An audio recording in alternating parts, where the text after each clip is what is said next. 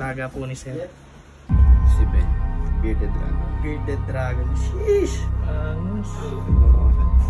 Huwag sa buntot. Ay. Paano po? Nakapan ako. Thank you po, Sir. Takot ako. Maya na. Ulit. 3, 2. Ay, sige po, sige po. Sige po. Nice. What's up mga kaginaw? It's your boy, Jeff. At ito, meeting na po ulit kami. Hindi ko alam kung natutulog ba to si Kuya Reggie. Thumbs up, Kuya Bong. At pray po muna kami bago umalis. Isa lang. Ay, wala. Black. Sika na. May nakaharong na pasir. Ay, sorry. At ito po ang baon natin. Sana na lang. Ikaw tayo, kahit may baon, no? Uy, tira-tira na yan, uy! Hindi, buhay pa yan. Wala pang 5 minutes pa eh. Hindi mo makalaban, sa'yo makalaban. Hindi mo makalaban. At andito na po kami sa first kid namin sa South Caloocan.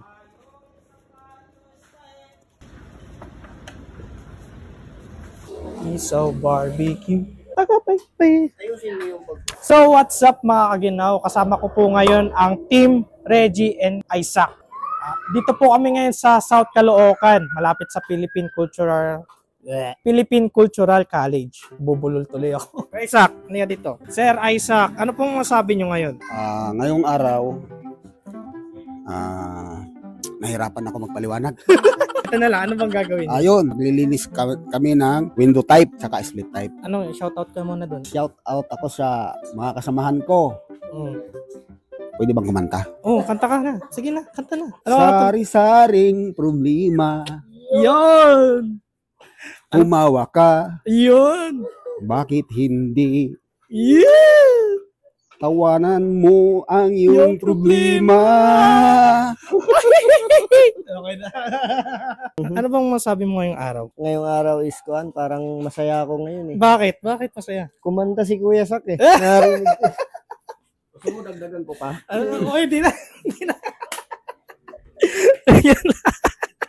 Interview natin mamaya si Sir kung pwede. Saan ba si Sir? Mamaya na. Gusto nyo ba ng iba't ibang siomai at dumplings? Pumunta na kayo dito sa 8th Ave, Grace Park East, South Caloocan.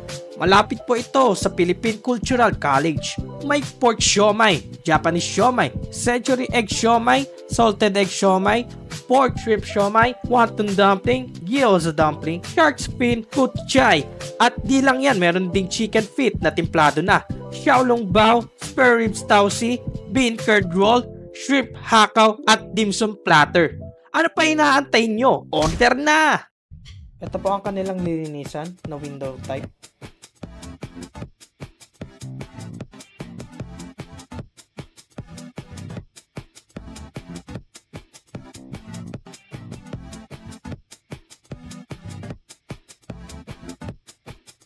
Ayan.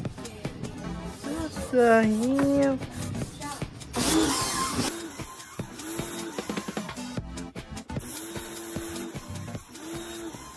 What's up mga kaginaw? Kasama ko nga pala si Sir Benedict. Sir Benedict. Sir, kamusta po ang buhay-buhay? Okay lang? Okay lang naman. Sir, bago tayo pumunta sa ating questions, no? Nakasubscribe po ba kayo sa Florano Aircon? Parang. May bago po kasi kami ngayon. Kapag naka-subscribe po kayo sa Florano Aircon, 29 pesos per month lang yun. Pag naka-subscribe ka po, tsaka sa YouTube channel, may discount po kayo. Sa split type, 100 pesos discount. Window type, 100 pesos discount. Pag sa aircon products naman po, 500 pesos ang discount. Goods na goods yung bagay. Ayun. Okay. Sir, paano niyo po nakilala ang Florano Aircon Maintenance Services? Bali, naghahanap lang ako sa Facebook talaga ng maglilinis. Bali, first time ko kayo, tapos pangalawang beses pa lang ako magpapalinis. So, pangalawa na ngayon. So, maasahan po ba namin, sir, na magiging regular customer na? Pwede. So, next question po, no? How would you describe service sa mga tech natin? Maganda po ba performance nila? So far, yes. Goods Yun. na goods yung performance nila. Okay din naman sila kausap. Yan. Recommended natin. Yeah, thank you. Describe Florano Aircon Maintenance Services in one word. The best. Pagdikitin mo na lang yung... Best. Rate 1 to 10 po, 10 pinaka-highest. Mga 8. Mga ganun. Kasi may mga room for improvement. Yun, lucky yan. Wala mong perfect. Last time po, sinabi rin ni Sir Wilfredo kay Inkoy, room for improvement. Kailangan na improvement sa buhay. Room for improvement pare. Any tips sa buhay, sir? Ano pong mabibigay niyong tips sa buhay sa mga nanonood sa atin? Go with the flow. Yeah. Keep swimming, sabi nga nila. Just keep swimming. Just keep swimming, just keep swimming, just keep swimming. Sir, pwede pong masabi niyo, Lorano Eco Integrity and Quality. Lorano, ay, sorry. Lorano Econ Integrity. Ay? Another one. Lorano Another one. Lorano, nabubulol ako. Lorano And another one. Lorano Econ Integrity and Quality. Yeah. Saluduhan kita. Hey! Nakakaring, sir.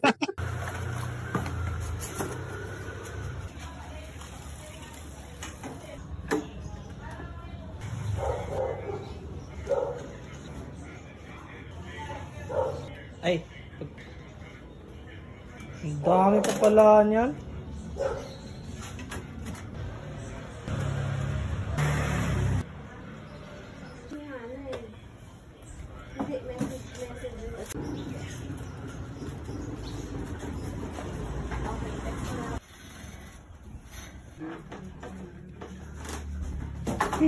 Wala bang iyak?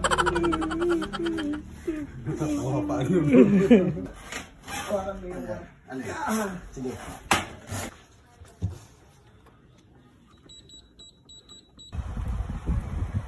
Now guys, yung issue na lininis natin, yung inverter po siya, Panasonic. Maandar muna si fan bago si compressor. Ngayon, yung nangyari po is, maandar si compressor.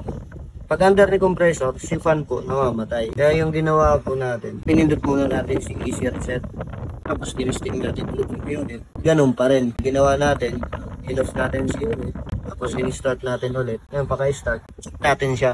Kung may error, pipindutin natin si check.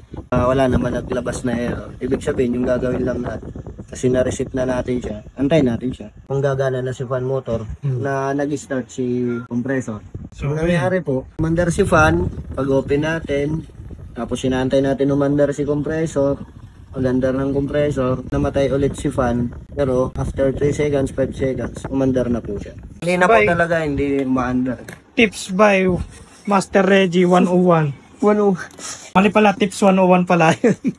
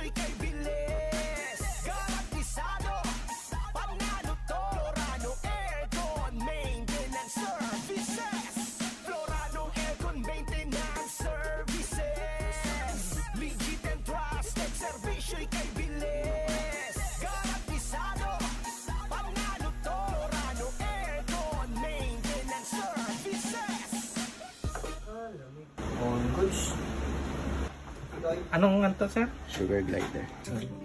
Anong pangalan, sir? Si Ben. Bell. Isang ano to, sir? Bearded Dragon. Bearded Dragon. Sheesh! Angas. Pwede mo hawakan. Hindi, natakot ako, sir. Di ba nakala yan, sir? Patong mo dito. Pag sa bundok. Ay, paano po? Yan lang. Yun. Thank you. Bearded dragon. Bearded? Pero walang beard siya, sir. Joke. Pag nagagalit siya. Doon nag-ano. Thank you po, sir. Takot ako. Thank you po. Ay, pagkakalamig!